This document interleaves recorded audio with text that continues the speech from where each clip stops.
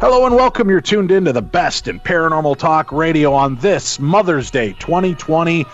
Tim and I would like to welcome all of you to the show, but especially thank all of the mothers across the planet and outer space, maybe, Tim. Let's thank all of the mothers that exist in the world for the work that they do and seeing their families through. How about that? Absolutely. It is Mother's Day 2020. It has been a very strange beginning to our year, but obviously giving us pause to look at some of the more unusual aspects of our world and of our lives. And if you have a parent that is still with you, or you are a parent, I hope that you are enjoying this day with them and making the best of those memories. If your parent has passed on, I hope that you are filling your day with wonderful, happy memories of that parent or somebody who has influenced you in your life in a positive way. Let's get started, Tim. I held this episode for our Mother's Day program, not tongue-in-cheek, but I just thought it was a great topic to talk about on today's program. Mm-hmm. And today we're going to talk about alien-human hybridization. And we're going to talk with our guest, Geraldine Orozco. And Geraldine has a very interesting story, a firsthand account of this. And Geraldine, thank you so much for joining us and spending Mother's Day with us today. Thank you so much for having me. It's a pleasure to be here. I want to... Obviously, I say this in all respect. I want to start. I mean, this is such, to a big portion of the world, such an absurd concept that we're being mated with alien races and creating new races, new offspring. Is this something that you believe has gone on through all time, or is this something that's been, of a more recent phenomena?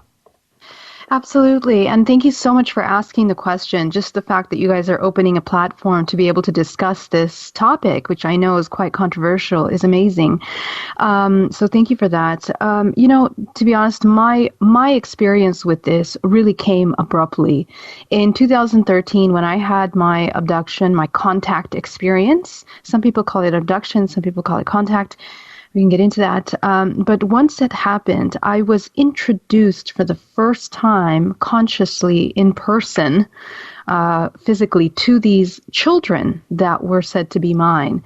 And at that moment, I mean, the connection, the interaction with the children is such an organic and, just like instinctual, maternal feeling that comes into your body as you connect to these children that you've never seen before is just, it's overwhelming. And I'm not a mother here on Earth, but, having that experience is just mind-blowing. So for me, this was something completely new. And as a result of that contact experience, the very next day, I had the ability of seeing the multidimensional body. It's almost as if my entire psychic abilities were just the veil was lifted. It was ripped open.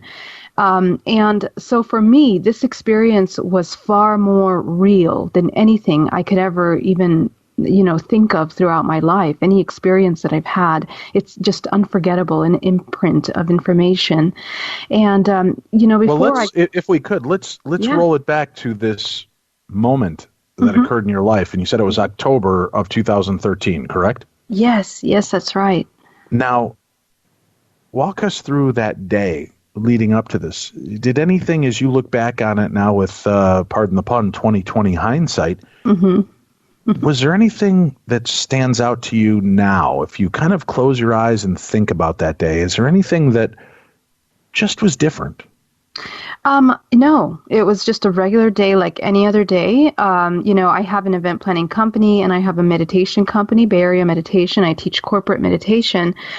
This happened on a Friday, and, it was just a time when I was spending time meditating, grounding and connecting to myself. But in that evening, it was just any other night, and it was at 3:33 in the morning. I was sleeping, and all of a sudden I feel this brilliant light in my room, and I open my eyes and I get out of bed, and after a while, because it scared me, I wasn't sure what it was. I thought it was maybe someone trying to come in. I mean, I had no idea at 3 in the morning. And it was the first time in my life that I'd seen these consecutive numbers, these 333 numbers, these kind of numbers. And as I get out of bed, I go to my window and I look outside, and the wind and the light gets so much brighter that my eyes, I can't even see. It's like looking directly at the sun. And next thing I know, my entire body gets paralyzed, and I'm being pulled through the window, through my wall. And I'm appearing on the other side of my wall here in front of this light, where 6 of these tall, incredible beings approach me out of that light. Now, is there any physical sensation to this? Are you feeling anything as this teleportation is taking place? Absolutely. The moment that I became paralyzed, first of all, I can clearly feel that I can't move. So at first, you can come into a panic because you don't know what's happening to you. And as you're being pulled through the window, it literally feels like your body is being torn apart. But it's not like painful. It just feels like you're being dissolved somehow. And what's happening is that, your particles of your body are basically changing in frequency, aligning with the wall, and then coming back to its normal frequency on the other end, or maybe even a higher frequency, because, everything is light here. There's light everywhere. The light is massive. I can see that it's a craft.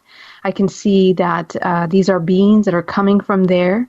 And immediately, as I'm feeling terrified, they are pulling, they are eliminating that emotion out of my body.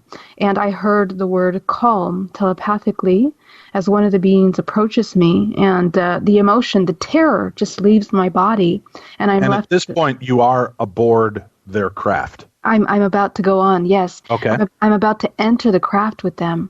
So as I go in with these 6 beings, I can see everything in absolute detail, everything within the craft. But as they begin to shift, it's as if they change holographically what's around me into a green grass, blue sky, and they show me this image of very, very fake. It looks very holographic, very fake, almost like a fake movie screen. They bring me into this building. I turn around and I see my aunt walking in front with 2 other grays. She's in her nightgown as well, but she's not conscious. She's just kind of like gliding in front of me with my... Now, pardon me, does your aunt live in the same home with you? No. She lives in a city nearby here.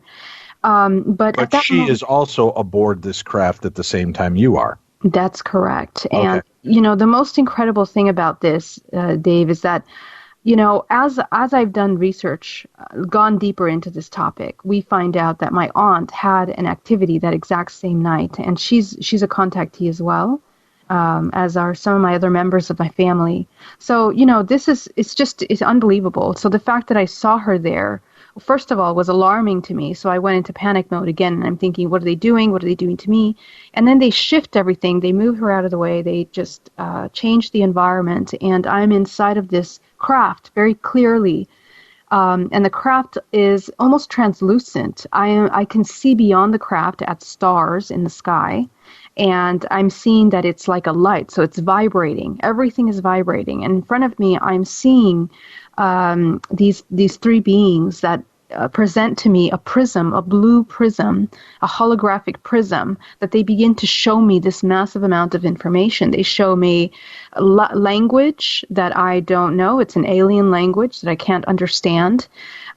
They show me a different planet. They take me to a planet that they tell me is called Maya from the Pleiades. They then introduce me to these 8 children that holographically manifest before me, and this is incredible technology. You can't even imagine this in your wildest imagination. The clarity, the technology, and these beings are children. They are half human, but you can tell that they're not all the way human. Their skin is like gray. It's lighter. The structure of their body is thinner. It's longer. And you can tell their eyes are massive. They're about the size, their pupil is about the size of our ocular socket. And their ability to communicate with you is telepathically. So, it was just impactful. But the most incredible aspect of that is recognizing these children as my own. I never expected that. I never expected that kind of emotion, that feeling, at recognizing these children as my own. And when that happened, they telepathically communicate with you, and it's almost as if memories of other times of having seen them come to surface. I have these images of, I don't know, being in some kind of table holding the child. All of these memories come up that I've never had before.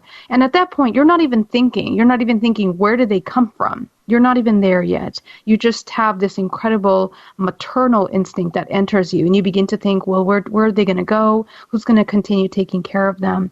And what's my role in all of this, So that was the experience. And after that, they showed me a series of other things. Well, hold on 1 second. I understand to you this is just this is the standard, but there's some points I need to just revisit. Absolutely. You are brought aboard this craft. Yes. This is your first real conscious memory of having an experience like this. Yes, exactly. Until you're confronted by these holographic images of your children. Mm-hmm. Why are the children physically not there? Do they inform you of that at all? Well, I believe that they are physically in front of me. I believe that their technology might be so advanced that they're able to, transport them into a space by the use of some kind of holographic technology of some kind. Really, the entire craft feels like it's vibrating. It looks like even my entire body is vibrating. The amount of energy that is happening here is massive, and obviously there's some kind of rewiring that occurred as a result of this experience, because my psychic abilities were incredibly enhanced after that experience. So I can only imagine that the way that they work with information, with this kind of information, is just more advanced than we're used to. Why do I think they're physical? Because the interaction that I had with them was, you can feel when someone is next to you. You feel everything about them. You can pick up on subtle emotions, subtle observations that they're making. Just as the child itself, highly, extremely intelligent, that they basically know. I felt naked in front of them. They could see everything about me since the beginning of my life, since the beginning of my essence. So that kind of exchange is not something that would really happen with something that's a picture or some kind of a just non-sentient hologram, per se, I think. Now, you said that this was the conversation that took place was done telepathically. Was there ever any verbalization? Did you ever open your mouth and even during the telepathic aspect be like, what's going on? Who are you? Was there ever any verbal communication that we would be used to here on Earth? Yeah, any time that I try to, at the beginning of this experience, scream, it's almost like nothing would come out of my mouth, And really, Dave, the telepathic exchange is so profound and so complete, the communication that's occurring, because it's almost as if you're tapping to information that's in your memory and also what's in the present moment, and you're able to kind of direct that information towards that person. And the same happens for them, which is something that is so foreign to us. But there didn't feel to be a need for that, because the communication was so, they were able to even pick up on my emotion, and I could pick up on what they were feeling, which is not necessarily an emotion, but an expression. I guess a very complete, intelligent expression of how they are perceiving that moment, which was, in a sense, for us, we can call it emotional. They were recognizing me. They were realizing. How did they feel? I know you said it wasn't really an emotion, but an expression. Yes. You see your mom, you see your dad, you have an emotional response to that. Did they seem excited, happy, bewildered, amused? What would you say was the... What I see is highly intelligent, emotionally intelligent, and intellectually intelligent beings, in which it's like they don't fall under those parameters of having this kind of, you come into this incredible emotion, like you start crying or you're sad or you have this. They don't process information like that. They're highly, highly intelligent, and they have this incredible, auto observation where they are completely in control of themselves and what they're seeing and what they're experiencing. And obviously, this isn't something that's new for them. I mean, if I had memories of other times being in contact with these children that come up to me as I'm seeing them, obviously it's not something that's happened, has not happened before. And the contact experience that we're experiencing here, after I go into regression later on, I uncover that there are, so many experiences that were shared.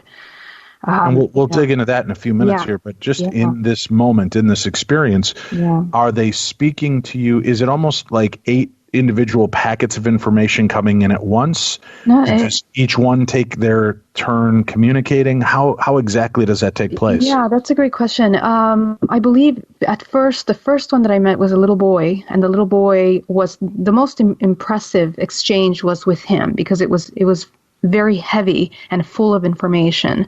The next 2 was a little girl, a little blonde girl. And real quick, when you say full of information, what type of information? So basically memories of past contact with them. As soon as it was the first child I met, and as I'm meeting the child, my mind is flooded with imagery that I don't recognize at that moment, but it's memories that are surfacing of other events that I've had with them, of meeting them. I just see myself on a metallic table holding a child. I see myself sitting with my hair falling on top of the child, feeding the child. And just other memories of being in the presence of that child come into my mind holographically. And it's like, I'm like, oh my gosh, yes, these children exist. I must have, how did I forget, or what happened? Where did the memory go? How come I'm just seeing this and recognizing this once again? You just have a mix of emotions and thoughts. You don't know where to place them. It's so beyond our reality here. And so that's with that child. And as the other children start to appear, they were presenting 8 lights to me, but from those 8 lights, 4 of them manifested into physical. And the second one was a little blonde girl. The blonde girl was someone that I had seen in dreams since I was a child. And when I was a child, the dream was that my mother would bring this little girl, holding her hand. She would bring the little blonde girl to me. And I thought, oh, maybe this is going to be my future sister, or maybe it's going to be my future daughter, because she was very blonde. My family has no blonde hair. So I was thinking, where would this child come from? So I recognized her from the dream that I had as a child, and so the other one was a taller, probably around 26-year-old boy, half reptilian, half humanoid, very thin structure to his body. There was no emotional exchange, telepathic exchange the way it was with the first one, but he was acknowledging my presence, and I acknowledged his. And the other one was another little girl with brown hair, and that was the most quiet contact, but, there was still a recognition and an expression of love on my part, which felt very instinctual as a mother, just to feel like, oh, yes, I love you. Please know that I love you. It's just an instinctual thing as a mother. You want to know that you know them, that you acknowledge them. That came into me, at the presence of them. So yeah, it's very complex. It's complex for us to even understand how that happens. Your maternal instincts just kick in. So that was the experience with them, Dave. So you see the representation of 4 of them, but you sense that there are 4 others. Yes, that's right. And I wasn't even introduced to them. They did not manifest in front of me. I only was introduced physically to these 4 children. Why do you believe that you were being, and I understand I'm using Earth terms on this, but blocked from the other 4? I don't know if I was being blocked. I now realize that these exchanges are for vibrational information, when, scientists have done experiments on little rats that when they don't have their mother, their abilities to hold information, to develop in a healthy manner, lessens when they don't have that love, that affection from their mother. And so I think that it's the same thing here. I mean, for us humans as well, when we don't give our children love, there are certain psychological and physiological effects to that, that the child doesn't develop in the same way. Right. And so I believe that what's being done here is that same kind of exchange of information with these children, because this is a scenario that now that I'm in my work, I mean, thousands of women experience this kind of introduction to children. So there must be this is an important part of this quote unquote agenda, I guess if you can say, of the hybridization program. It plays an important role in that kind of exchange where we are being introduced, there's information being passed. And you got to remember, this is a conscious experience. Usually these experiences are not conscious like this. Usually you don't have the vivid, interaction with them. You don't even remember half of what I'm remembering here in most cases. Why is that though? Well, there's a lot of reasons for that. And I mean, it's the suppression of consciousness, a suppression of awareness. Can you imagine what would happen if the majority of these contact experiences were recalled? This would be a much larger phenomena in psychology than, we can imagine, if it was really that called. And obviously there's a reason for that, which, you can assume is probably the control of the information that's happening. They don't want you to know that this is happening. They don't want you to remember. Us humans, we wouldn't be able to integrate it into our human lives as a general rule. This is the first time that I became familiar with the concept of aliens, of extraterrestrials for me. You got to understand, I wasn't even fascinated in the sci-fi, in these kinds of topics. I did not have interest in any of this before having this experience. So it was paradigm shifting, shattering, really. Mm-hmm. Now, in this, obviously, if they abducted Dave Schrader, brought me on board a ship, and start showing me beings that I'd helped create, a billion questions are going to happen. Right. Why, who, what, where, when, right? Trying to understand that. Are they forthcoming with the information? Oh, no, no. They do not come with that information at all. My mind is flooded with these questions. But, I really I didn't have the capacity to put two and two together at that point. This experience was so overwhelming for me because they also showed me other information. They showed me, they showed me what we can call a matrix. And what we call the matrix is they showed me the nature of reality, or what reality is. They showed me that, when you zoom into something on the very deepest, atomic level, you're looking at oscillation of these molecules that are creating, these toroidal fields. And basically it's energy. Everything is energy. And that was a new concept for me at that point. And what it made me realize is they introduced me an understanding that everything is energy, everything is interconnected, we're not separate, we are one with even those beings, all humans on this planet, all living organisms on this planet, we are one. And that was just an incredible feeling to experience everything and nothing at the same time. It's the best way I can explain it to you. How we are this sovereign soul and yet so deeply, deeply interconnected with everything around me. So those questions of, how they came to be, how all of that came later for me.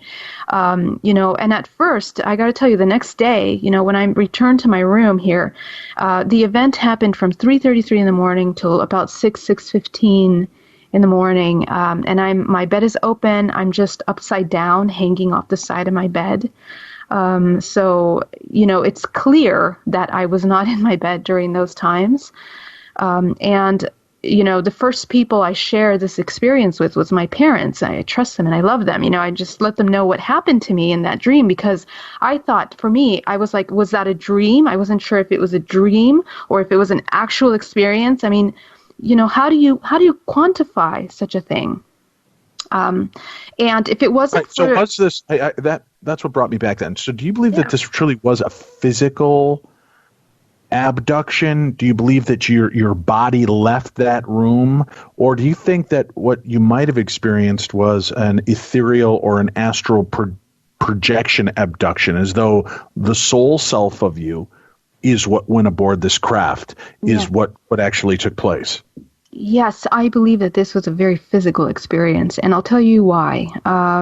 First of all, I had marks on the body. There were 3 dots that appeared on my right wrist. The next day, okay, so I know my body quite well. I don't have very many markings on my body, so seeing these, brown, black dots on my arm in the form of a triangle was very interesting to see it the next day. Further, it felt like I was hit by a truck. I mean, I felt like I was hit by a truck. My entire body was hurting. My eyes were still burning the next day, almost as if I've been looking at the sun for a long time. And the most incredible of that is that Monday, when I'm sitting in front of my meditation client, I'm about to teach her meditation, I can feel absolutely everything about her. I can feel what she's thinking, her feelings. I can see her entire multidimensional body. I'm seeing colors, masses of colors. I mean, at that moment, I was so overwhelmed. I didn't even know what that was, really, because I had training in, pranic healing, quantum energy healing very early on in 2009, 2008. But this was like looking at what I had studied about the energy bodies in the person, in the flesh, feeling it. So, this just ripped open a veil, and it was hard to get through that session because I could feel and see everything that she was seeing and visualizing. And this, it took me a long time to integrate that. I mean, I couldn't go out shopping. I couldn't go out to malls. Everything was like heightened. It was like having a never-ending migraine, that you're sensitive to light, to energy, to sounds, to people around you. It was just incredible psychic ability that was activated at that time. So that was my proof to me about what had happened, and it changed my life. I mean, here I am. I never imagined in a million years that I would be where I am today. I come from the corporate world. I was working in telecom. I had my own company for 10 years. I was on, my plan was to get married, have children, all that little ideas that we have. But my life was turned completely upside down because of this. And I think it's because it's important to talk about this. When I realized I wasn't the only person, there's other women experiencing this. I mean, thankfully, I had the emotional and spiritual foundation to help me balance it out, but not everyone has that. So that's where your life changes. I'm Andrew Saul, Commissioner of Social Security. Beware of telephone scammers pretending to be government employees. Real Social Security employees will never threaten you. Callers threatening you with arrest or other legal action and demanding money are not from us. If you receive a call like this, hang up, do not provide them with any form of payment or information. Report the call at oig.ssa.gov. Babies come with lots of decisions. Cloth or disposable? Crib or bassinet? So when it comes to protection, go with the safest, most effective choice, vaccination. Get all the recommended vaccines for your baby by age 2 to protect your child against 14 serious childhood diseases. For more reasons to vaccinate, talk to your child's doctor. Go to cdc.gov/vaccines or call 800-CDC-INFO. A message from the Centers for Disease Control and Prevention. Geraldine Orozco, our guest, alien human hybridization. Is this possible? We're talking to a woman who is a hybrid mother and sharing her story. I've got to ask you, I guess the one question that comes to mind, and I understand you might not have gotten it in that download, but may have uncovered it at another point. I guess the skeptic side of people listening to the show will ask, if this race is so advanced, so amazing and benevolent, why the need, want, or desire to breed that race with this lower form of monkey who is really still just barely above the knuckle-dragging stage? That's exactly right. And that was my question, Dave. That was my question going into all of this. And it was that question that took me really deep into a rabbit hole that I was honestly not prepared to even go into. In 2017, I went in to get a hypnosis, a hypnotic regression with a hypnotherapist. And my inquiry was, I wanted to know the truth. I didn't want to have any kind of masking or, trying to get away from any kind of, difficult truth that could be. And I had been meditating a really long time to try to reconnect with myself, really focusing on deprogramming all of the mental programs that inhibit me from being able to see truth, my truth and the truth of the world around us. And that's a lot of heavy work. That took me into a state of completely being a blank state. I came into a neutral point. So when I went into this hypnotic regression, it was like I wasn't watching TV or listening to music for, about three years already at that point. I had been purifying my mind for a long time and working in states of silence. So when I went into the regression, I began to pull into information that took me all the way back to Mesopotamia, to the very beginning of life being seeded on this planet. And what I was introduced to was 3 main lineages that seed life on the planet. And these lineages are basically lines, genetic lines that have been basically going through a hybridization, genetically modified lineages that developed ultimately into our entire human race, what we know today as our human race. And as I'm in the regression, I'm saying these words and these names that I never recognized before, like the word Nephilim, or, these kinds of, I'm talking about Hitler, I'm talking about, the president, I'm talking about all of these incredible beings that play an incredible role in this much larger picture of the development of our human race. And it was interesting. It was a tremendous amount of information, but out of that, I thought, God, am I going crazy? How did I end up talking about all of these things? And so I started to do research. And as I go back, I'm taking a look at the historical timeline, and I'm being taken back to Mesopotamia, to Jordan, to the Mecca of this, the beginning of the trade, of how all of these civilizations developed. And really, in our historical timeline, there is a lot of information about how extraterrestrials have blended bread with humans since the origin of time. We see it in ancient texts. We see it in the book of Enoch, the Gilgamesh, the Emerald Tablets. So many different ancient scriptures are talking about this kind of contact with extraterrestrials or beings that descend from above, and they bring life. They breed with the humans. So the question is, what makes the human such a valuable asset to the reproduction or to the merging of these races? And what it is I realize the human is actually a complex being. This organism is highly advanced, and whether the technology is advanced from then or it was, activated through centuries of evolution of mankind. We know that we're not related to the chimpanzees or the apes. Genetically, our DNA, there's a huge jump in the genetic timeline. So also, there's a difference in how the gene is written, how the proteins are written in the body. So we're just completely different from that. So our evolution really was somehow manipulated, man-made. There is something that had changed the human genome at that point. And so what that means is that the information that we look at in our DNA is actually a holographic storage system. And what even at the molecular level, it's oscillating to create these kinds of toroidal fields that are communicating with one another, the cells in the body. And this toroidal field is responsible for creating some kind of a communication with one another that we can, the only way we can understand it is by looking at quantum non-locality. And the entire human body is this kind of holographic storage system, basically.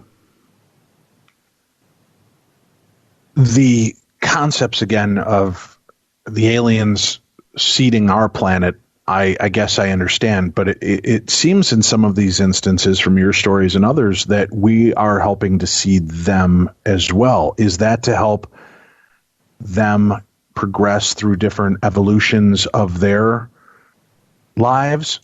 Yes. And to help out with whatever kind of evolutionary changes may be taking place on their planet? Do they find species from different planets that have attributes that they need or want or desire to create a better super soldier? And I don't mean that in the war version, but just in the overall concept of making the perfect being or the adaptable being. Yes, and why do I talk about the holographic body? Because there is more to this physical body than we see. We look at, our skin, our muscles, all the organs that make up our body, but we think that's it. This body is multidimensional. The fact that we have this holographic storage system, which Stanford here, Berkeley here in the Silicon Valley, they're studying this to try to replicate the storage system holographically of how it stores that information, because we're running out of room here with our technology, with our computing system as well.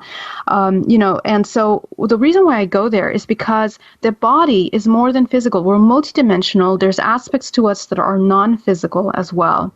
And what that means is that there is a valuable system that is intercommunicating with aspects of the non-physical. And what that is basically the soul, the human soul. What makes us different from these beings is the soul that we have within the body. The soul that we have, which is what I call the source of its origin. The best way to describe it is this infinite consciousness that, as it comes into the physical body, it compartmentalizes all of that information into the physical, into what we know as the chakra systems. And this infinite consciousness, which is it's basically the fabric of all things, even these extraterrestrials, even everything is of this infinite consciousness that we are. But it is the soul that is the vessel for this infinite consciousness when it enters into the physical plane, into the earth plane, let's say the reincarnation cycle. And why is there a reincarnation cycle? That reincarnation cycle, I believe, is part of the structure of the reality that we live in, which is quite specially curated, designed to keep the human in a certain state of being. We some of us believe that we're kind of slumbering, sleeping when we are born in this planet, because we are so highly disconnected with our multidimensionality and with the abilities that we have. We are taught that we only have 5 senses, when one of the most important senses is our intuition. And I think the more that we go into quantum sciences and we begin to understand the fabric and the architecture of our reality, we begin to question consciousness. And that's really where all of this is going. We're looking at really the structures of the non-physical. The human body, that is a holographic storage system, is run by an engine per se, which is the soul. When the soul replicates, reproduces, when we have children, the children takes a fractal of our soul. And so what is being utilized in these hybridization programs is not just the information that runs in the DNA, but also the soul, which helps sustain the new life form that is being made. DNA, the same way it's holographic for humans, it's holographic for other species. So when these genetics are blended, are merged, they are a cocktail. As you can see, one of the children was half reptilian, half human, one had large eyes. So obviously there's a cocktail here. There is a mix of genetics that's being made. Why? Because of the nature of DNA and how it works. When we merge these two genetic lines, this being now has access to the information of those two genetic lineages. So all of the abilities or interdimensional aspects of that being are made available to them. Just the way for us as humans, we have access to our fragments as well. I call them fragments, which is all the information that's stored within DNA.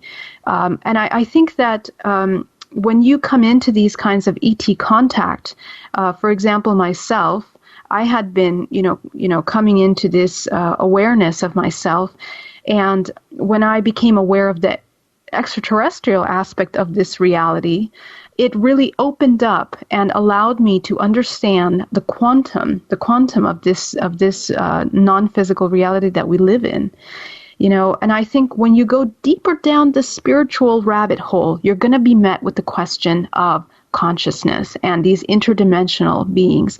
When you go down the rabbit hole of ET contact, you're going to be met with consciousness and interdimensional contact. So there is a link here. This is not some separate topic. We're talking about really the architecture of our reality, which is far more complex than we have been taught. But it's information that's been there, Dave. It's been available to us through texts for centuries. I mean, even some of the most incredible artwork has depicted extraterrestrial, UFOs, this contact, the divine conception of Mother Mary, how she became impregnated without, having male contact as a virgin. I mean, this is what we're talking about here, and it's been there in the open for us. It's just a perspective that was missing. And we need to take a quick break. We'll pick up on that when we return. Perfect. Stay tuned. We've got more coming your way. This is Dave Schrader. You're listening to Darkness Radio. This message brought to you by FEMA. Home fires occur most often in winter. Keep anything that can catch fire at least 3 feet from heating equipment. And never use an oven to heat your home. Stay in the kitchen when frying, grilling, or broiling food. Turn space heaters off when you leave the room or go to bed. Make sure all vents are clear of snow and ice to allow carbon monoxide to vent outside.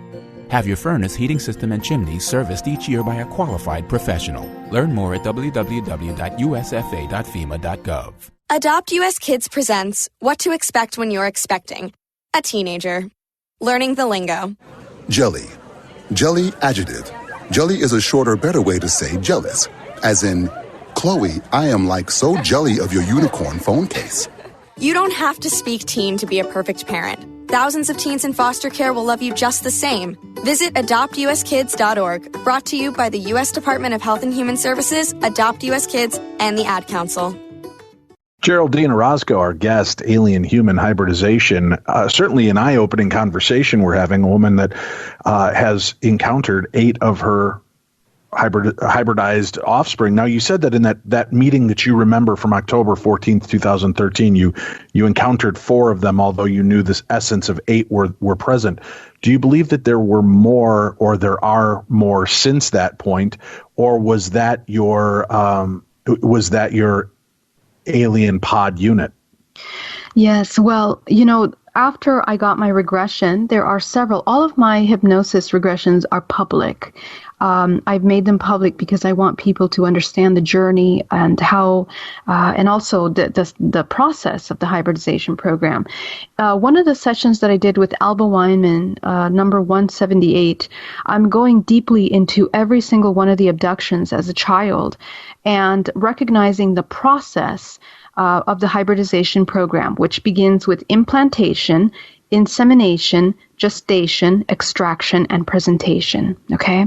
And so this process I have lived many times. I found out that I have 24 hybrid children total, and I am a part of 4 different hybridization programs.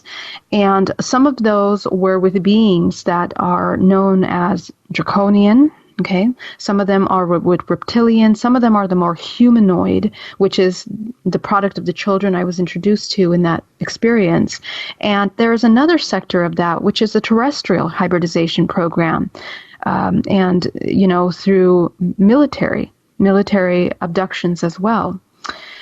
So, there's a lot to this. It's a very complex issue. And women and men that contact me now to speak about their experiences. I mean, I hear from people all around the world that are experiencing these things. From many of those, I mean, there must be thousands of these kinds of programs that are being run because of the description of the contact and the beings that they're in contact with. They're different, they're not always the same. Well, Geraldine, are they harvesting your actual embryos, or are they doing this at more of a DNA genetic level that they're creating these children of yours? Great question. There's different ways. Sometimes they extract the material, the genetic material from you, and they do it from men and women. And then they have what you can call is hybridization crafts, which are specifically for the program. And they also inseminate. And when they are doing the insemination process, they do it in different ways depending on who's running the agenda, technically. Some of them screen an image for contact or for the, intercourse, for the exchange to occur. And it's an actual very physical experience where, some people have dreams that they're having sex with aliens or beings. And this is really not something to be laughed at, because these kinds of experiences, you can think it's some kind of sexual fantasy of some sort, but there is a very huge difference between a sexual fantasy and when these experiences result in pregnancies that don't develop, miscarriages when they're not sexually active, or, they have these kinds of trauma that occurs as a result of this kind of contact. Because sometimes they are utilizing technology that's called screening, which will begin with an image of a person, maybe a very attractive person, and they take the image of that based on information that they're pulling from your mind to replicate this being from your subconscious mind. And so, but midway, they will sometimes reveal their actual self, and it's not going to be something pleasant. It's something completely foreign and unknown. So I hear this a lot. Men have trauma from that experience, and it affects their lives. It affects themselves, their sex lives here on on Earth here when we're here with their partners or something like that. And for women as well, the trauma is real, and it goes even further when you start looking at the reproduction aspect of it, which is the most impactful. That women are becoming pregnant. Some women are partnered during that, and some women are not. They become pregnant, and the longest time of gestation is usually about 4 months. And after 4 months of gestation, the children is extracted. And when the women go to their gynecologist, these women are being told that they became pregnant because of hormone imbalances, or it's a blighted ovum, which means that the embryo is missing. And stuff like that. But you see, Dave, the thing is, if it was just a couple cases, no problem. We understand. The mind can do a lot. But when we're talking about thousands of women recounting the same storyline with the same kinds of side effects, physically, emotionally, and mentally, there's really something going on here. Either we are all experiencing some kind of really complex psychosis that is exactly replicating the same experiences, or, this is really happening, Dave. And we don't know ultimately what's true. I mean, I'm a person that I'm skeptical as myself, and I never hold my truth to anything until I experience and know it as a fact. I'm speaking from a place of experience and what I know and what I've seen. So, things get real. And I've experienced these miscarriages in my own life. I've had several miscarriages, and otherwise... So, I'm sorry, just so I get an understanding.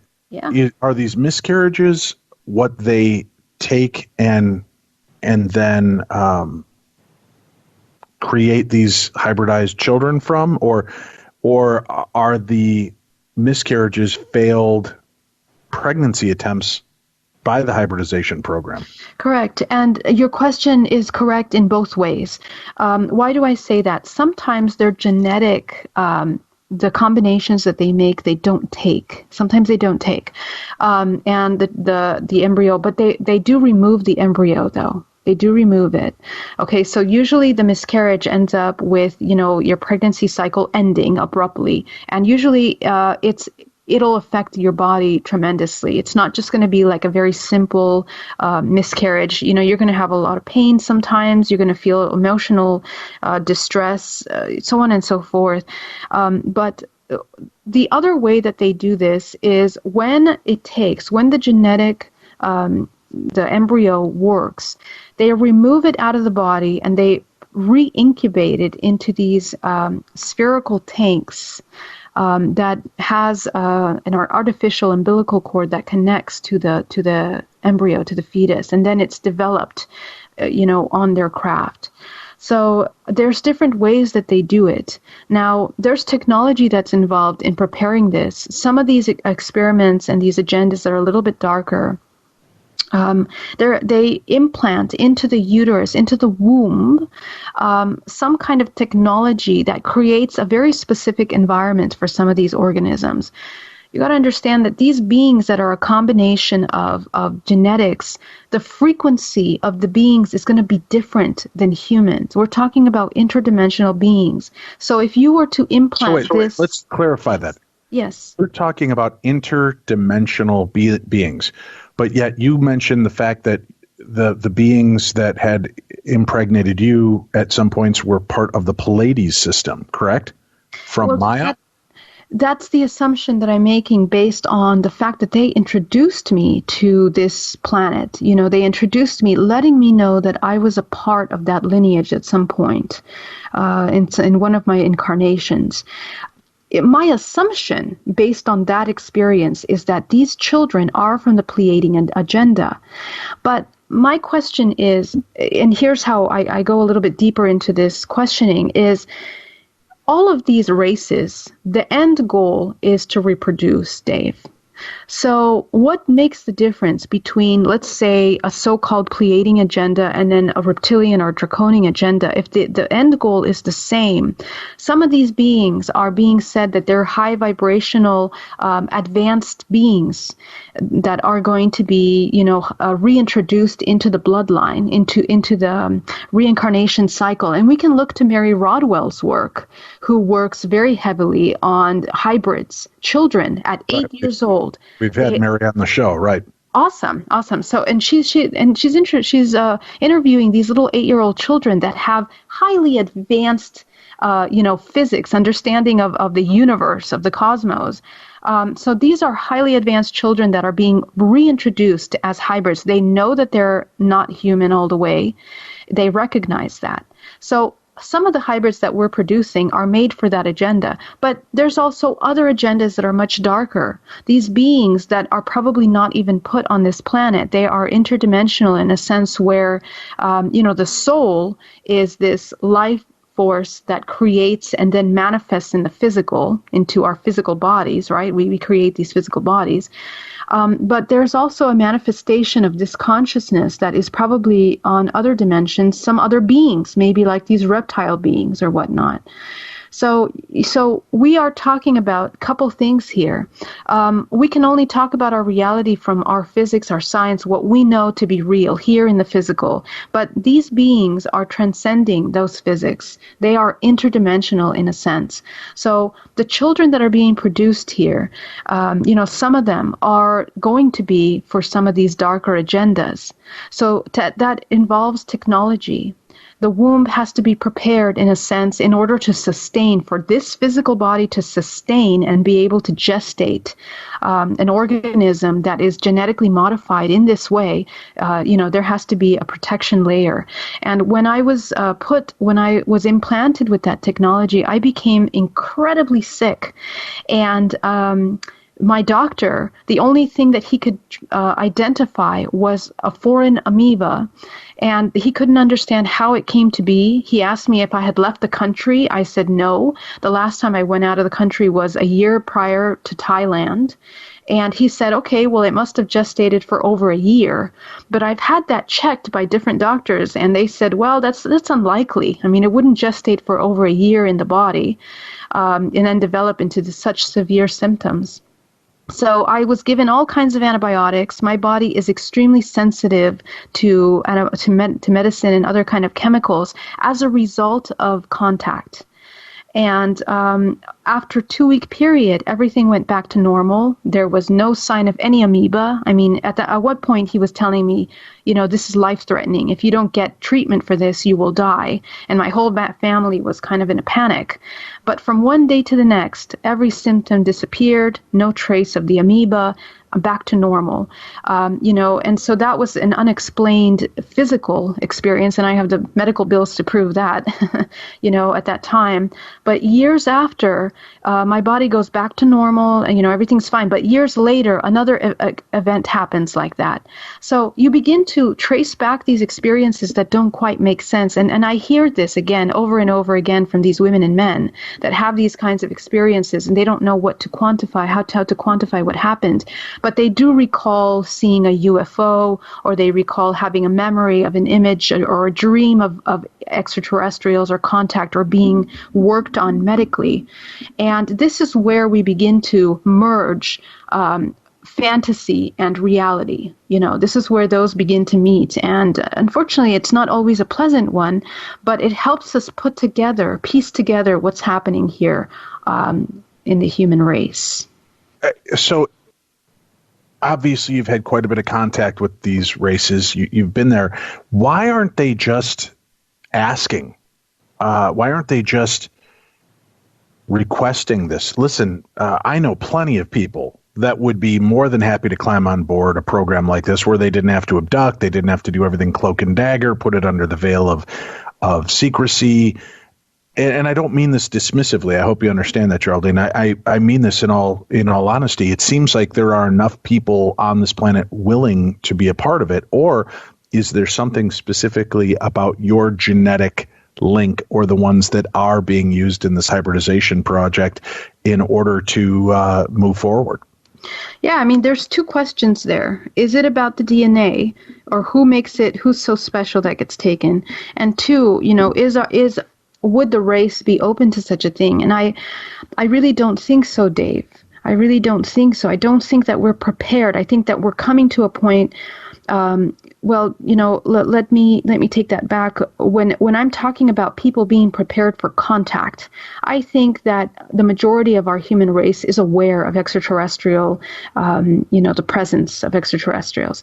I think you have to really live under a rock to not know that there's millions of planets in the universe, and the potential of life is definitely a very strong potential. But when it comes to actually interacting with these beings, I mean, the amount of trauma that comes out of some of these experiences takes a long time. It's like PTSD. It's like the PTSD of someone that's gone to war, that we have to kind of recalibrate, because you got to understand the programming that we're dealing with on this planet is tremendous, and it's programming that's happening in every direction, from the kind of lives that we live, to the emotions, to the way that we see ourselves, to the way that we're brought up, our religion. Think of all the religions that would fall apart in 1 second by really talking about this extraterrestrial concept in depth. It would just We're also at a point in history now where religion doesn't seem to play as important or as big a role as it once did. Religion has certainly become more diverse. There are more people examining alternative concepts. This seems like it would be the perfect time for these beings to inject themselves, because the dogmatic aspects of most theological religions have this is such a scary ice to skate on. I'm not dismissing these other religions. I'm not dismissing my own religion of Christianity, but I'm just saying that it seems now would be the time, and would also seem to lend itself to a grander scale of what religiosity really is, in admitting that these races exist, and what is,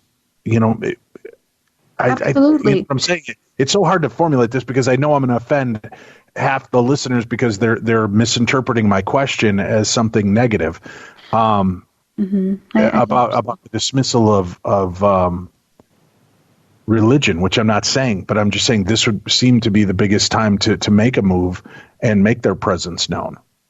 Yes, and I mean, I agree. Now more than ever, there are a lot of us that are open. There's some of us that are not, that are still very, stuck in the religions and the mentality of the religion, which is fine. But some of us are open to this, so it would be a good. And I mean, I think in general, as a human race, I think we're all, just take a look at what's happening in the world today. This event that's happened has really, made us kind of wake up and ask a lot of questions that we weren't asking before. So, it's like things are moving, and I think it's the natural evolution of our entire human race that eventually these things are surfacing. We're being able to talk about it. We have shows like yours, Dave, that are opening and asking these questions to help inform people of possibilities of something outside of us. But, what we really need to understand, and then in the invitation to look at this topic goes far deeper into the understanding of what human is. The human is one of the most advanced biotechnology in this matrix multiverse. And the invitation is to really understand the power of the soul. The soul is this infinite consciousness that manifests into the physical to have this limited lifespan from birth until, let's say, 100 years, if you make it to 100 years, right? And during that lifetime, you have the ability of becoming conscious, becoming aware of yourself and all possibilities of this universe that it holds. And through this experience, our DNA is showing us that we are more than just this physical self. We have the ability to access past lives. We have the ability to access information in our dreams. We can connect to Akashic records and pull information. We can activate our psychic abilities. I mean, the body has a power of healing itself. We can even heal. Let me ask you this, though. Let me ask you this, though. And again, just play with me on this field for a second. We had tails at some point. We had webbed hands and feet at some point. We had a need for our appendix at some point. Evolutionary changes pull these things out.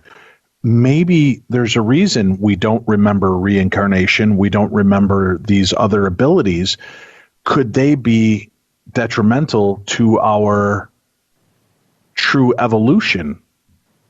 Could that be why they're dumbing down that? And by they, I don't mean the aliens or God, but I just mean, could it be that our bodies are evolving past that for an important reason? Yeah, well, that's the hope. That's the hope, Dave. Because, but inevitably, we have to recognize that we are being dumbed down, that we are being disconnected from our connection. I mean, when we're put through the birth canal, we know the difference between light and dark, right and wrong. We do. We inherently have that as a part of our original blueprint.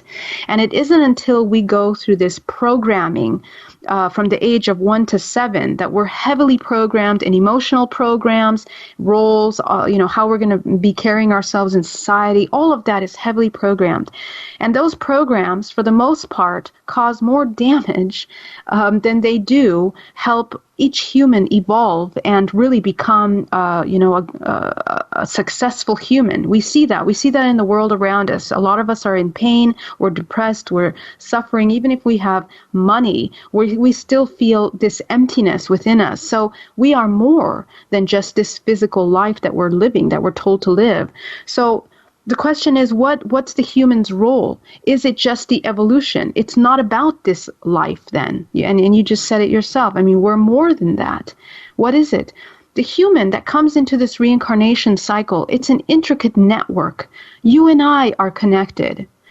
Just 2,000 years ago, you and I had a relative in common. Just 2,000 years ago, okay? That's proven, scientifically proven. We are all, related to one another. We have an origin point to our race. So why do we keep reincarnating here in this reincarnation cycle? I really believe that this incarnation cycle is the key to understanding how the soul is developing or lack of developing itself as an evolutionary, organism.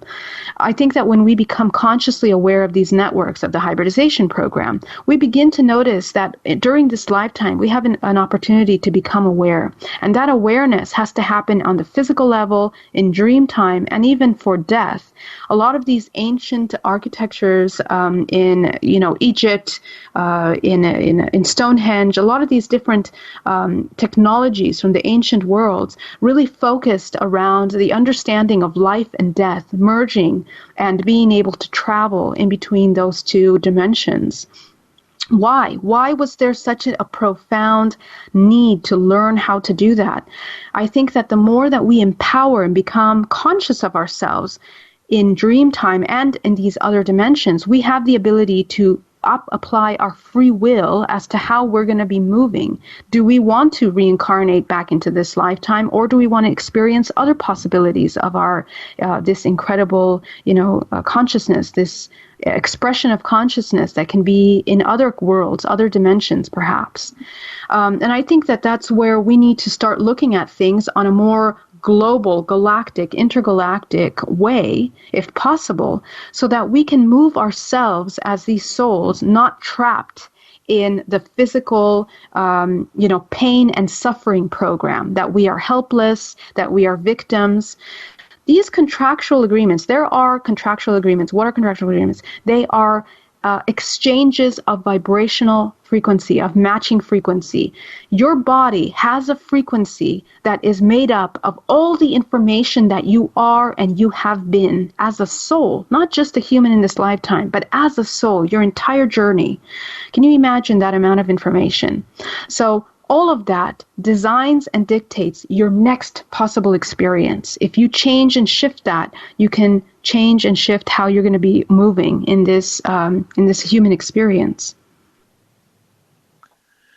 That sounds great, and I think there's nobody that wouldn't want to make those leaps. It just makes me wonder what the cyclical nature of life really is. Why certain aspects are made available to some and not others. And although I'm told that we're all capable of this greatness, and if you even believe in the religiosity in the Bible, Christ himself says that we can do many of the miracles that he does, and that these things exist.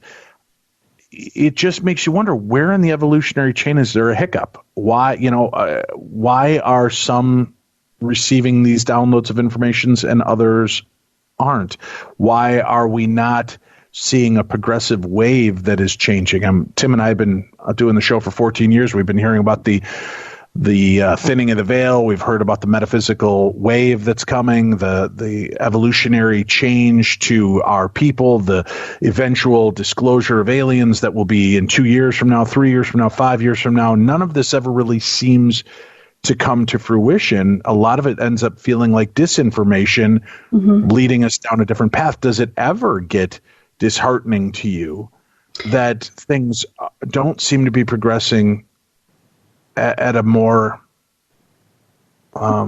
important speed, I guess? Well, here's the thing. We live in a dualistic expression here. Okay, so everything, there is light and there is dark. Just the way that some of us are waking up, becoming aware of ourselves, there's also an opposition to that, which wants suppression, which wants to control the awakening, which wants to control our awareness and the information that we have, that we're receiving.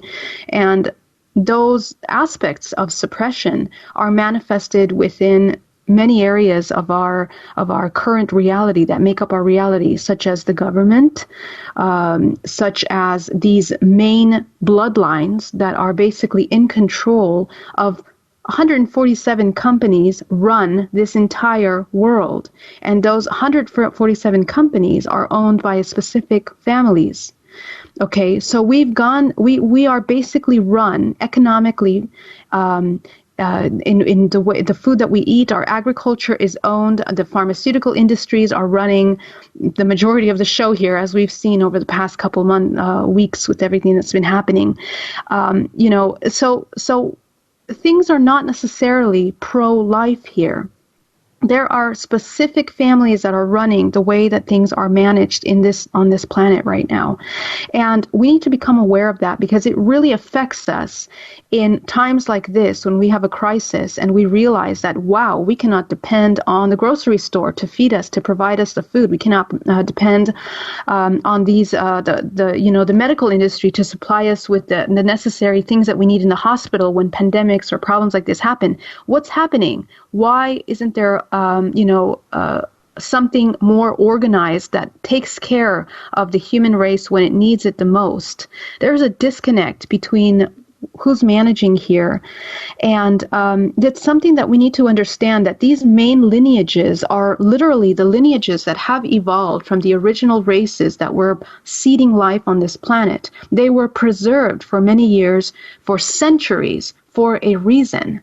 Because if they need to sustain an entire human race under a certain belief system, a certain control system, what better way to do it by owning all of the necessary aspects of our reality and our livelihood. So we need to become aware of that. And that's something that the more and more we look at all of these research that have been done on the food industry, pharmaceutical industry, the financial systems, we become more aware of as we inform ourselves.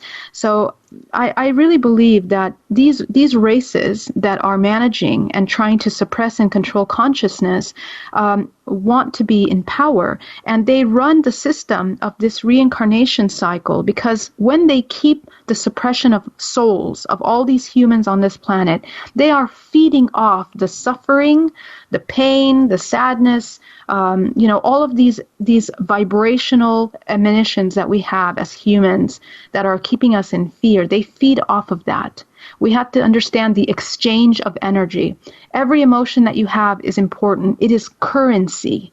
So the more that we come into an awareness and awakening and educate ourselves of what's happening in the world around us, we come into a higher vibration, and we can now move out of those cyclical programs. And it might mean that eventually we have to pull away completely from a system that's not designed for pro-life and to, sustain awareness. So that awareness has to happen, and we have to become aware of our ability to unify. Okay, it's time for us to come into a unity consciousness. We outnumber that small number of people that are in power right now. It's like a parasitic consciousness. This entire planet has an aspect of a parasitic consciousness and, let's say, a light consciousness that is aware. It's kind of this internal exchange that's happening. Okay, and it's a very natural manifestation of a 3D, of the three-dimensional plane. It's the law of three. We need the divine feminine, the divine masculine to produce life. But it's only the integration of those two, the rebalancing of those two, that we have this incredible creative ability. That creative ability is within each one of the humans, and that's what makes the human such a powerful vessel for transformation. So the more that we become aware of these things, we come into our power, and we begin to wake up. We heal our ancestral lineages through the inner work that we do with our traumas, with our pain and suffering. And little by little, this intricate network that connects us to the reincarnation cycle becomes aware of itself and will dissolve. Okay, I don't know if it's going to dissolve completely. I mean, we have no idea. These are all things that we are trying to understand as we experience them. But one thing I know for sure is that when we do inner work with our ancestral lineage, we can dissolve the contractual agreements that tie us to this cyclical ancestral reincarnation cycle.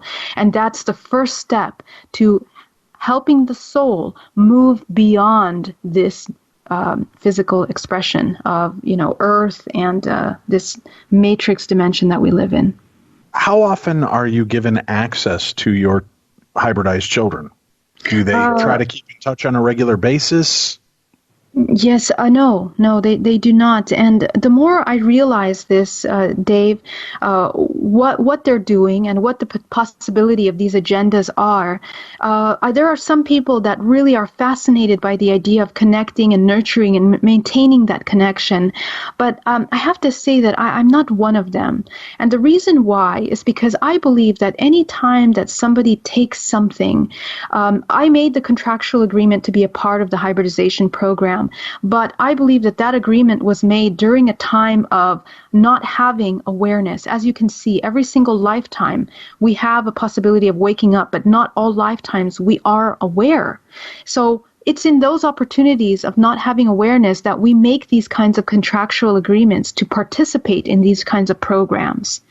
These programs, which I believe are a part of a parasitic consciousness, they take off our generic material in order to continue this reincarnation agenda that's happening. And I don't really want to agree with that. I don't want to tie myself to that limited expression. I don't want to be a part of that. So for me, I don't necessarily have that connection to the children that some do, because I see that these are genetically modified children made and created, designed for a specific agenda, which I believe is parasitic in a sense. It is parasitic, and it's not pro-life. It's to maintain this reincarnation cycle continuing. So I don't agree with that. So you believe that this whole hybridization plot that you've been a part of is not something to better the human race at all? I don't know. I can't say that I know. Ultimately, of course, there's so many possibilities. And even if we reach the highest level, and trust me, I've tried, we couldn't comprehend possibly why these are being done. But here's the basics. We have free will. Everything in our lifetime is telling us in this life that we don't have free will. And I think that you didn't have free will. You were abducted, and hybridized children were created from your genetic makeup. That's hardly a case of free will. Right. Well, and then there's the question, did I make the contractual agreement to do this on another level, another plane of consciousness? Because in reality, everything that we experience, we've agreed to. That's kind of the law of how we're experiencing things, and the law of free will. If you don't agree to something, you're not going to experience it.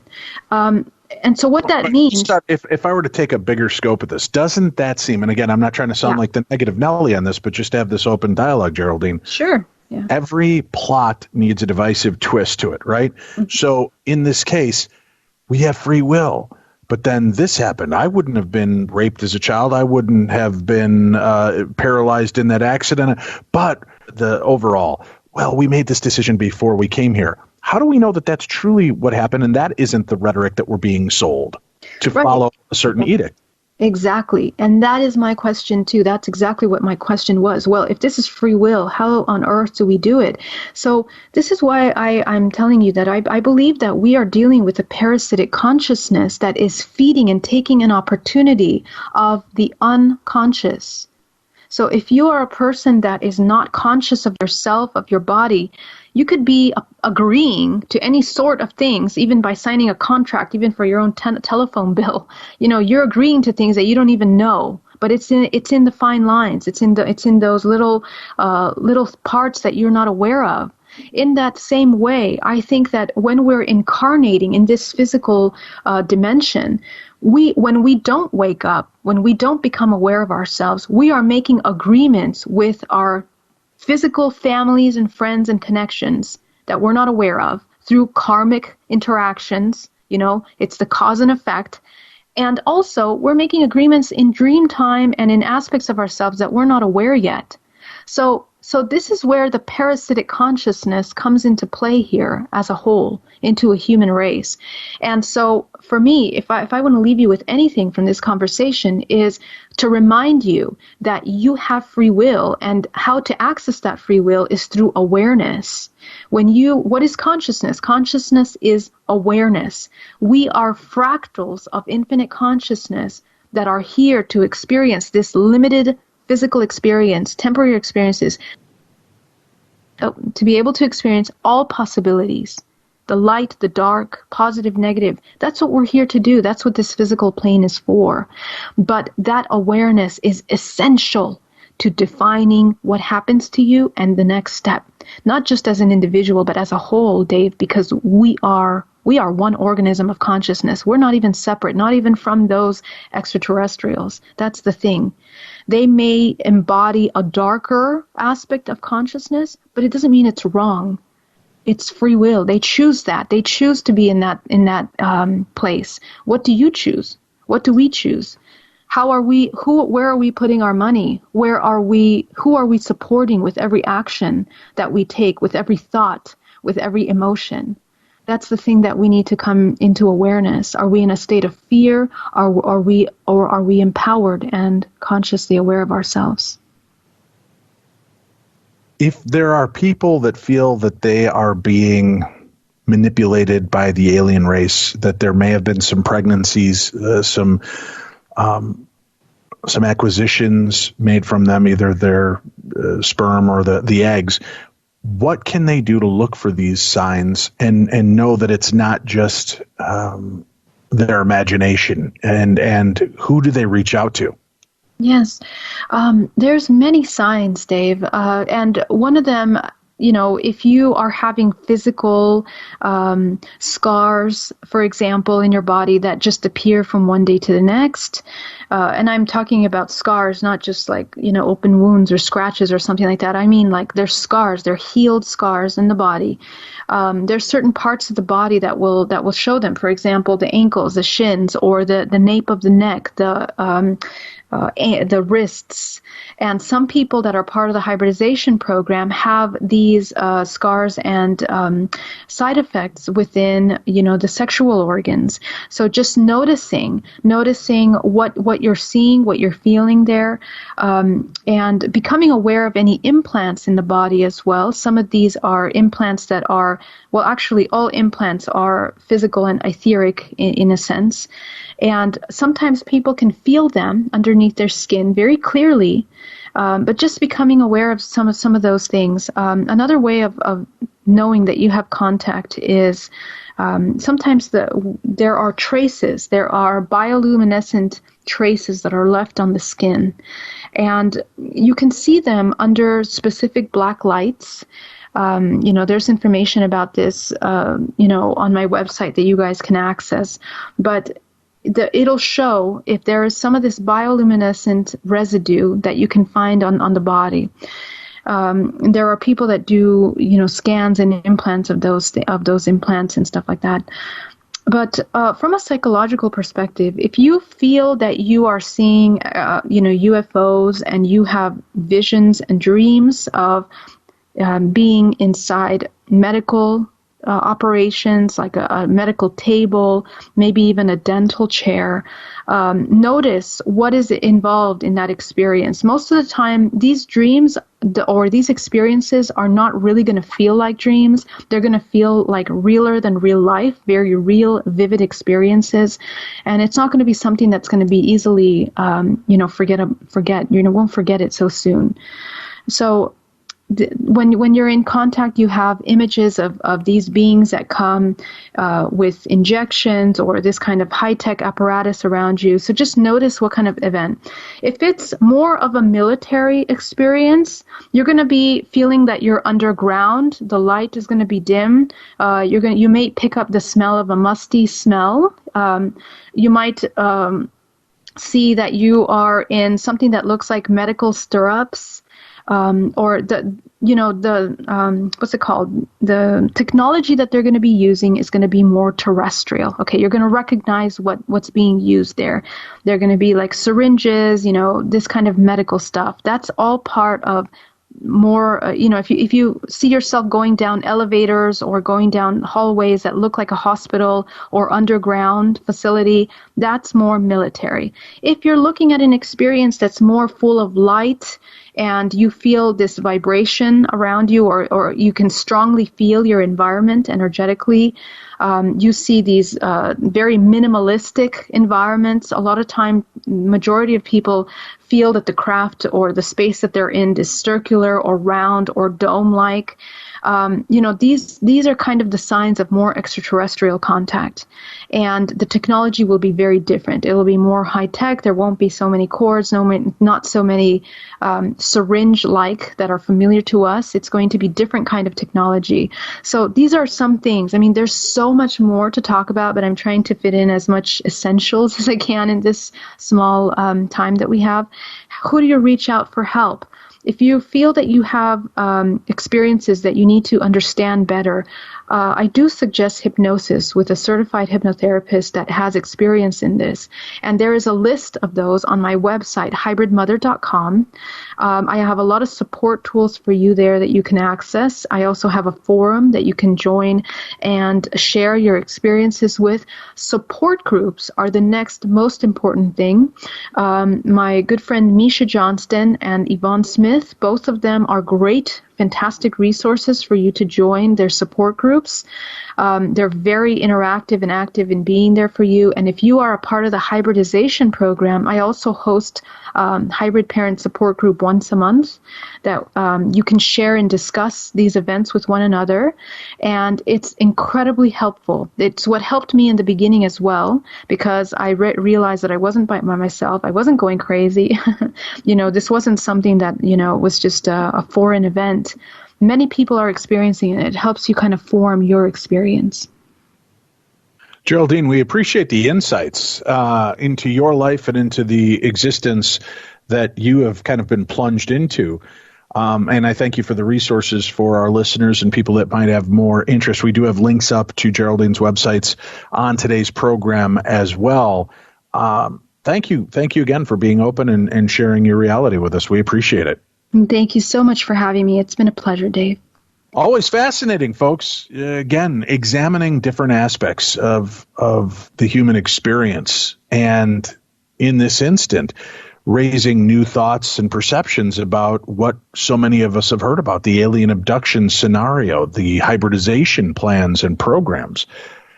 I guess I'm left with, and before we completely say goodbye to Geraldine, and Tim, I'd like your input on this as well, is I guess what I'm left with is, why are there so many people with versions of abductions being used in hybridization programs, and they're so varied in the way that, it's all aliens are good, all aliens are bad, there's a battle between both races. Tim, I mean, we've seen that for 14 years. It seems that like the alien hybridization program and alien disclosures that we've been talking to experiencers about for years, it just depends on which political party you fall down on, right? There's, and I don't mean this in a political rant, but in the sense of one side has their take and this is the way it is. One side has their take, that's the way it is. The independents are kind of waffling between the two and not quite sure. What do you make of all this information that we've heard all these years, Tim?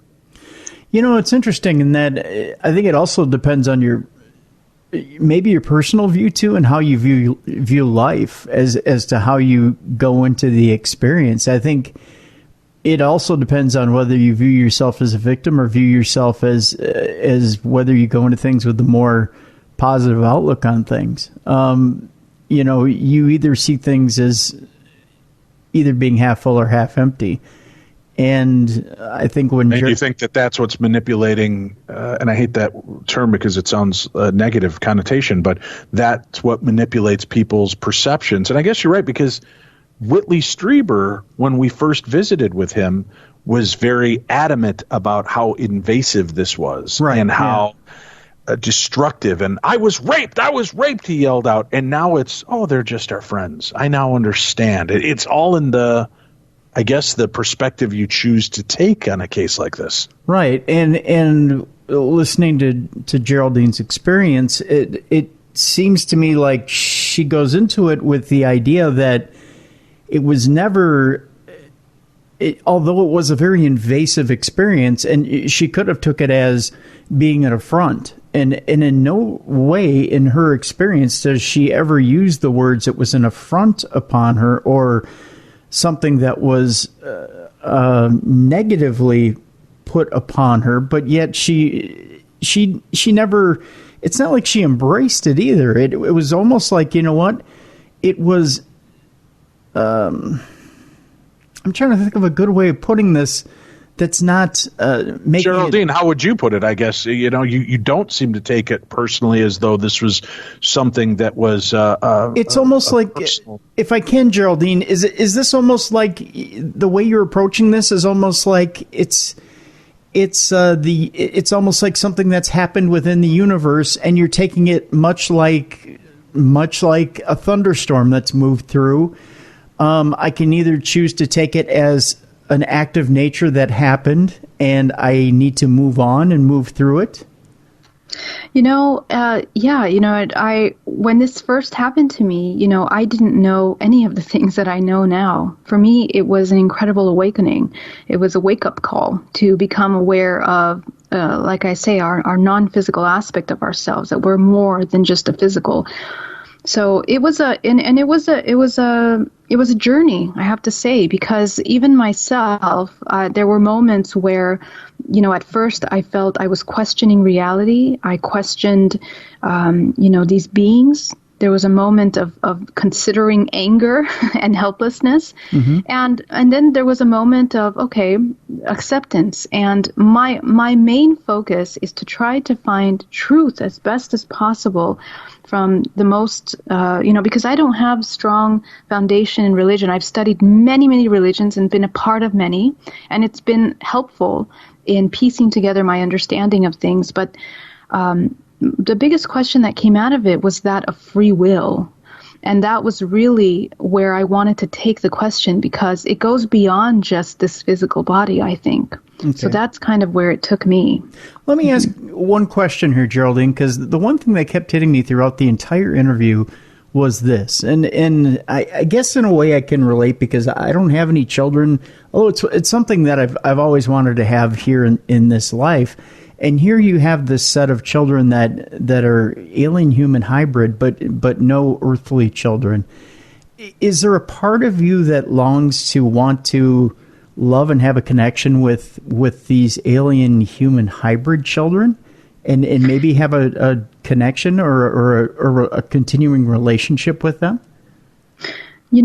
I am a very practical person, and I really need things rooted in reality. I'm not the kind of person that wants to allow fantasies or, those kinds of things. Like, I'm not that kind of person. I need reality, and I need to know how things work.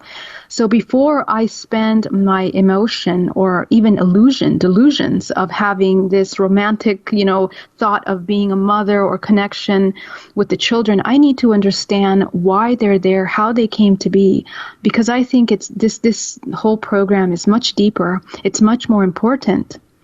If so many women are having this experience, why isn't this on the 10 o'clock news or 6 o'clock news? Mm-hmm. What's happening that we are? Well, obviously, with that, you can't have it on the 10 o'clock news, because there would be worldwide panic, because the governments would then be forced to have to respond to why we can't stop this extraterrestrial threat. Right. And then we look at supposed agreements that were made by our own government, with Greys to experiment, to abduct. I don't know if you're familiar with that. I'm sure you are. But that there's also that.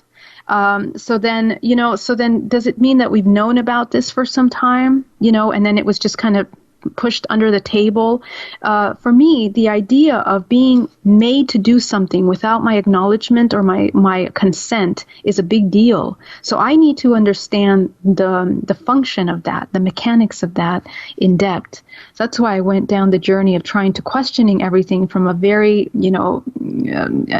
subjective way, I guess. I'm not putting my place in either or, but I'm coming to these conclusions based on my experience and my research. Now, see, that statement there suggests that there is underlying anger on your part, but that realistically you don't have a place to put that anger. Is that accurate? No, there's absolutely no anger. It's Okay. For me, truth is the most important. We we need to become aware of ourselves and the choices that we make, why we make them. The lack of awareness can cause all kinds of chaos, and we see that in our world around us. Okay, we see that simply, whatever it is you're doing, the lack of awareness is a problem, and it causes chaos. And to me, I'm very passionate about the idea of having awareness for whatever it is, whether the truth is painful, not painful, whatever it is. I mean, I teach meditation, and I teach the control of emotions, and emotions are just tools. So I don't have any kind of suppressed emotions or parts of myself that I haven't discovered. I spend a lot of time, in meditation, in silence, connecting with myself to understand my emotions very clearly. So, there's nothing that is in denial or not aware when it comes to this topic. And I understand wanting to control emotions, but in the end, emotions are not logic. And emotions do need to be felt and then released in order to ultimately be controlled, right? That's exactly right, yes. So do you feel like you've processed the emotions from this experience and then moved through it, moved on? Oh, yes, absolutely. I mean, I have been... to me, this emotion, there is no emotion here for the hybridization program. For me, it's about the next step.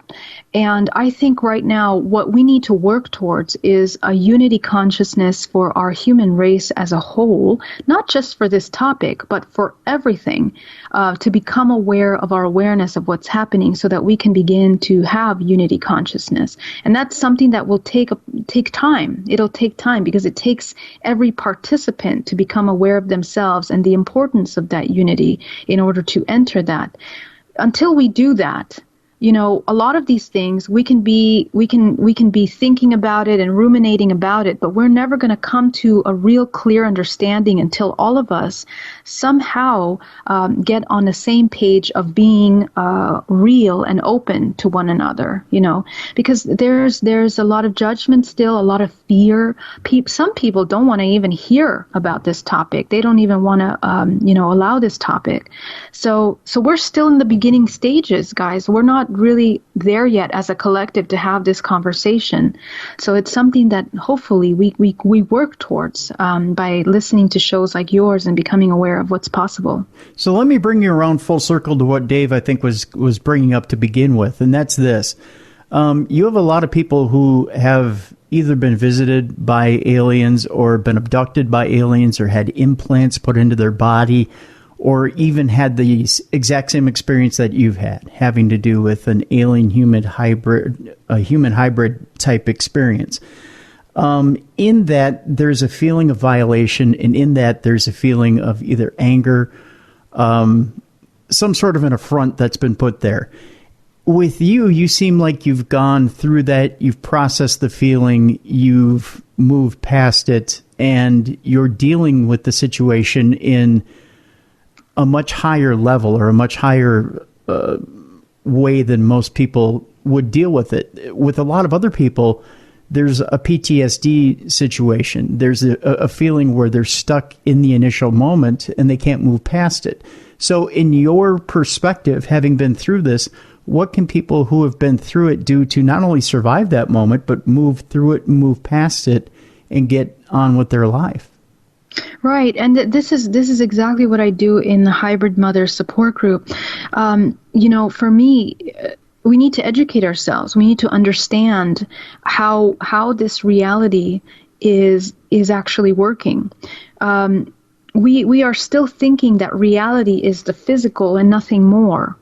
When we begin to understand that we are not really these bodies, we are more than these bodies, that we are a united collective of consciousness, we begin to understand that these experiences don't just happen to us individually, but they happen to us collectively. And there is a possibility that even more people that are aware of themselves, that are not aware, have contact experience that they're not aware of. I mean, maybe even all of us have had contact experience, but we're not aware of it, just because the amount of technology that's being used to suppress these memories. So through education, through understanding, through having these conversations, find support groups that you can talk about these in a safe way and share your experience. It's very important to talk about it, to express all of the things that you're feeling, because right now you're probably feeling confused and overwhelmed and shocked about these things, and you don't know how to place it in your reality. So you need to find the support groups to be able to find people like you that have had that, to begin to create a strong foundation. The strong foundation happens by educating yourself about these experiences, that they're not something that's rare or foreign or weird or crazy. There's things that happen. And the more we connect with others, we begin to do research. We can inform ourselves of the possibility of these extraterrestrial beings. And then my next advice would be to sit down and meditate and connect with yourself. Why these experiences are so shocking is because we're very disconnected from ourselves and our multidimensionality. And when we connect with the body, when we connect with ourselves, first, we're also going to learn how to work with our emotions, how to process the emotions properly. And we're going to be able to integrate this trauma and any trauma.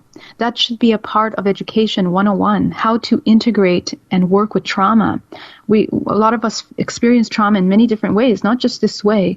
So find tools to help yourself integrate the trauma, the shock, the pain, the suffering. Learn how to feel, sit with the emotions, process the emotions, understand them. And that's the best way that I was able to go within and find my answers. Everything that I'm talking to you about, they're not things that I've read in books. These are things that I've experienced, and I've been able to reach that information by going within. So I'm a huge advocate for that. So those are the things that I would say. You can find resources on my website as well. You guys can find them there. Okay, because I know, and like you were pointing out, that there's that point where people, I think, they think that this is an affront towards them. This is something very personal towards them. This is specific to them, and I'm glad you kind of wrapped that up that way, that this isn't something specific to them, that really that everyone who's had this experience it's not unique, and I'm glad you put it in that way. So I'll throw it back to Dave at this point then. So. Well, Geraldine, again, thank you for your time and your insights, folks. Thank you to mothers across the world. Happy Mother's Day, no matter what the world is like at this point. Embrace your children. Kids, embrace your parents or the people that raised you and showed you light and love. And if you are in that position where they are gone at this point, then live in their memory and happiness. And we wish you all nothing but the best. And very special thanks to my mom, Terry, and of course to Tim's mom, Jackie, for bringing us into this world, letting us remain open and always feeding our curiosity. May God bless all of you. Have a great week.